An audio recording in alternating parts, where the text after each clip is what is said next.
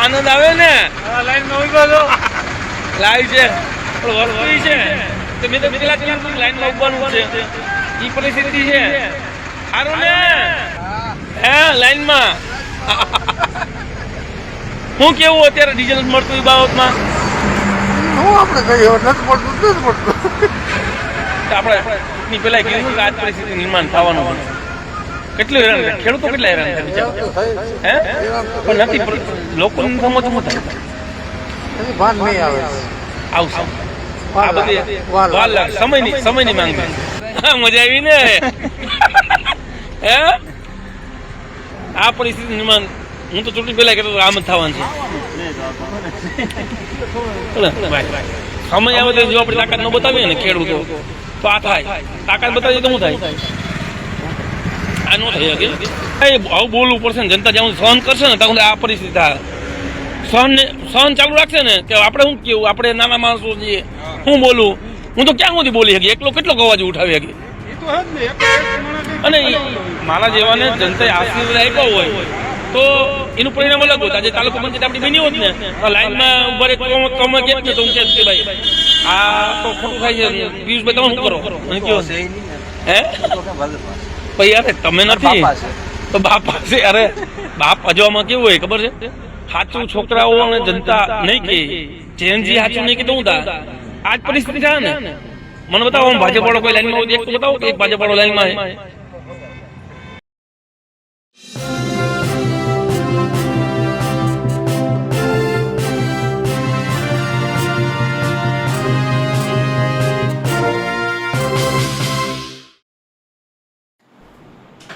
એક તરફ સરકાર કહી રહી છે પેટ્રોલ અને ડીઝલમાં સબ સલામત છે, પણ સરકારના સાંસદ પરસોત્તમ રૂપાલા કહી રહ્યા છે કે હવે 40% જ તમામ જથ્થો બચ્યો છે.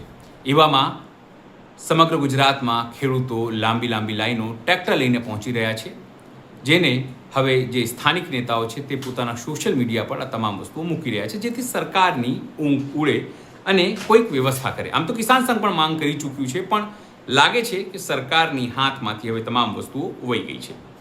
નમસ્કાર, હું છું ચિંતામણી પુતળી પટેલ. સ્વાગત છે આપનો મારા કાર્યક્રમમાં. ખાસ કરીને દક્ષિણ ગુજરાત અને મધ્ય ગુજરાતમાં જે પણ આગેવાનો છે, પોલિટિકલ આગેવાનો, એ તમામ લોકો રાત્રે જઈને પોતાના સોશિયલ મીડિયા પર તમામ વસ્તુઓ મૂકી રહ્યા છે. ખેડૂતોને પૂછી રહ્યા છે કેવી મુશ્કેલી છે, પણ ભાજપના લોકોને સમય નથી, એ પણ એક વાત જરૂરથી દેખાઈ રહી છે. જોઈએ આ સોશિયલ મીડિયામાં ખેડૂતો શું કહી રહ્યા છે અને કેવી રીતે પોતાની પીડા વ્યક્ત કરી રહ્યા છે. આજે હું એવી જગ્યાએ છું, એવી જિલ્લા પંચાયતની સીટ પર છું જ્યાં આયાતી ઉમેદવાર ભાજપના જનતાએ જીતીને મોકલ્યા છે. એમનો પોતાનો પેટ્રોલ પંપ છે, એમના પોતાના ભરડિયા છે. હું કહેતો હતો કે સત્તામાં આવ્યા પછી આ લોકો કોઈના સગા કે સંબંધીઓ નથી. ઓનલી અત્યારે પૈસા વાપરશે અને અહીંયા જે લાસ્ટ મેસેજ મળ્યો એ પ્રમાણે 2.5 કરોડ રૂપિયા વાપરીને જિલ્લા પંચાયતના સદસ્ય બની ગયા. ત્યારે જનતાનો હાલ શું છે જોવું છે. મારી પાછળ ને આગળ અત્યારે હું એક્ઝેક્ટ આર્યન હોટલ અને એની પાછળ તમને બતાવવા માંગીશ નવરંગોળા દેખાતો હશે પાછળ. ત્યાંથી ના ટ્રેક્ટરોની ખેડૂતોની લાઈન લાગી છે. શેના માટે? ડીઝલ માટે. આ દેશમાં અને આ ગુજરાતમાં ડીઝલની તંગીઓ આવશે મેં ચૂંટણી પહેલા કીધું હતું ને આજે આ લાઈન જોઈને તમે એ વાત સાબિત કરી શકશો કે પરિસ્થિતિ કેવી છે. શેના માટે બેઠા ભાઈ? ડીઝલ માટે બેઠા છે. હે? ડીઝલ માટે. ડીઝલ લેવા ક્યાં જવાનું છે? એકલેરા. અહીંયા પેટ્રોલ પંપે પણ ડીઝલ નથી એમ ને? ડીઝલ નથી. 12 વાગ્યે ગાડી આવે એમ કહે છે. પણ આમાં જનતાનો થોડોક વાક છે કે નહીં? સાચું કહેજો.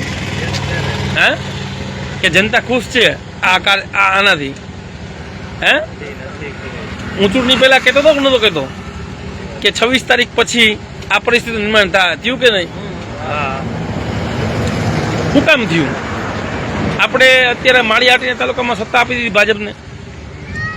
અમારે જેવા પાસે સત્તા આવી હોત તો તાકાતથી લડતા હોત ને અત્યારે કે ભાઈ લાઈન નહીં, ડીઝલ જોઈએ એટલે જોઈએ. અત્યારે પરિસ્થિતિ શું છે? ભાગવું તમારે આ જોજો, લાઈન જોજો. વડીલ સારું ને? કેવી લાઈન છે ભાઈ? હે, આનંદ આવે કે નહીં? આ ખેડૂતો બિચારા વાંથી બધાય આગળથી લઈને બધાય લાઈનમાં ઊભા છે. સારું ને ભાઈ? કેમ છો? હે, હા મામુ, મજા આવે ને? આનંદ આવે ને? લાઈવ છે પણ વસ્તુ ઈ છે તો મેં તો પેલા જ કીધું હતું કે લાઈનમાં ઉભવાનું જ છે. એ પરિસ્થિતિ છે. સારું ને? મજા આવે ને? તમને તો ખૂબ મજા આવતી છે. લ્યો લાઈનમાં. સારું ને? આ ભાજપને મત દીધે ને પરિણામ? હે, હા લાય, આવો આવો. આનંદ ને? મજા આવે? શું થયું પરિણામ? ભાજપને મત આપવાનું?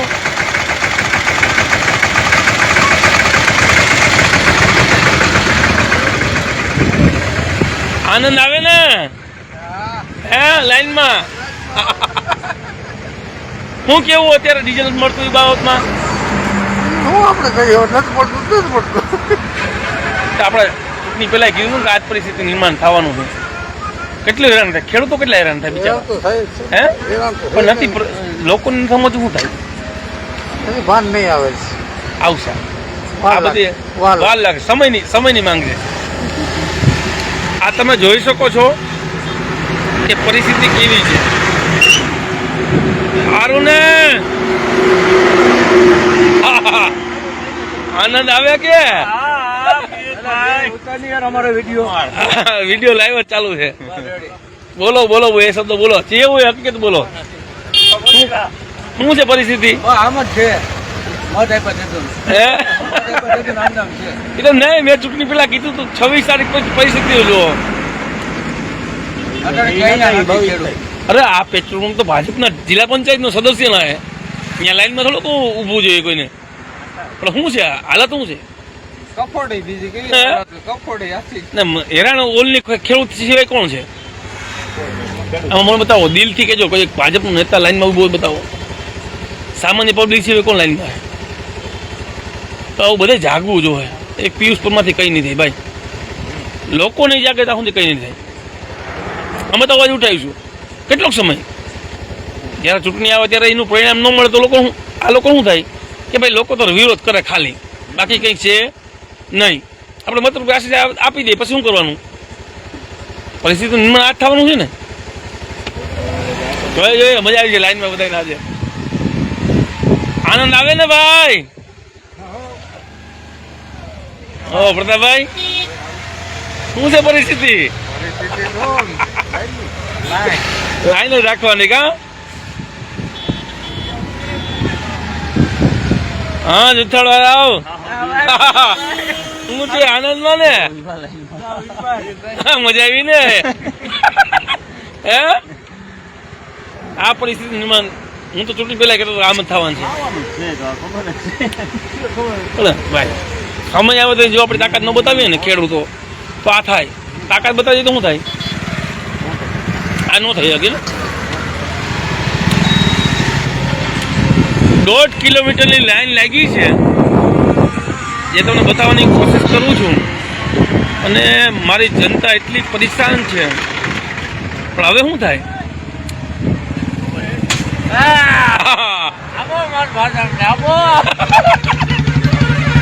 આ લોકો હતા કેમ લાઈનમાં ઉભા રાખ્યા બધાને?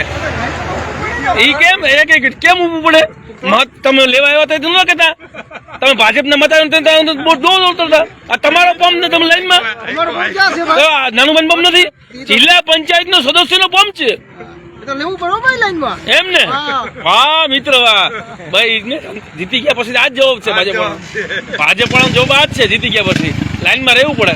તમારો જવાબને અમને સ્વીકારીએ કારણ કે અમે લોકોએ મત આપ્યા છે તમને તો આ લોકોને બધું કરવું પડે. એમાં હટાવો તમે જોઈને ભાજપના કાર્યકરો એમ કહે છે કે લાઈનમાં તો રહેવું પડે મિત્રો. એટલે પરિસ્થિતિ એવી છે કે જે ભાજપને મત આપ્યા છે અને કાર્યકરો તો એ કે લાઈનમાં તો રહેવું પડે. સારું ને ભાઈ આનંદ ને કેવી મજા આવે લાઈનમાં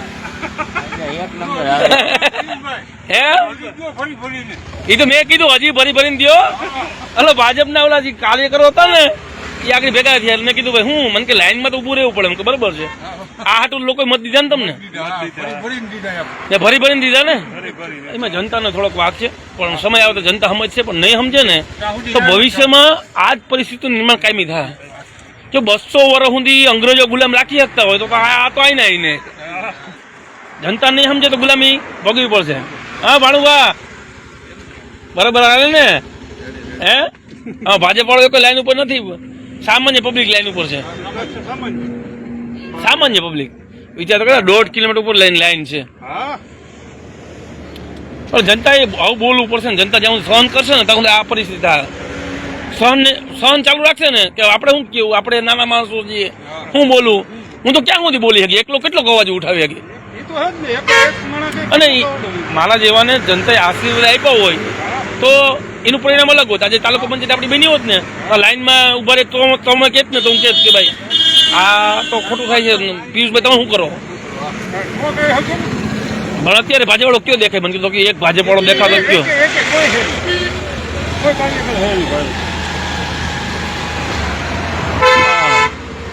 મારો ખેડૂત વર્ગ એટલો હેરાન થઈ રહ્યો છે કે તમે એની કલ્પના ન કરી શકો.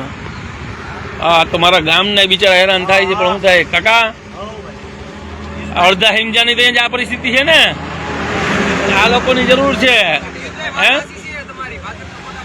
હે ભાજપ ને ભાઈ હવે શું થાય મને કયો હે ભાઈ અરે તમે નથી તો બાપા છે. અરે બાપ અજવામાં કેવું હોય ખબર છે સાચું છોકરાઓ ને જનતા નહીં કે જેનજી સાચું નહીં કે તો શું થાય આ જ પરિસ્થિતિ થાય ને.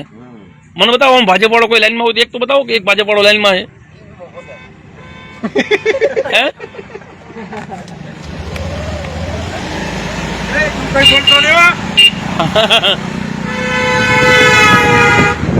ભરતભાઈ સારું ને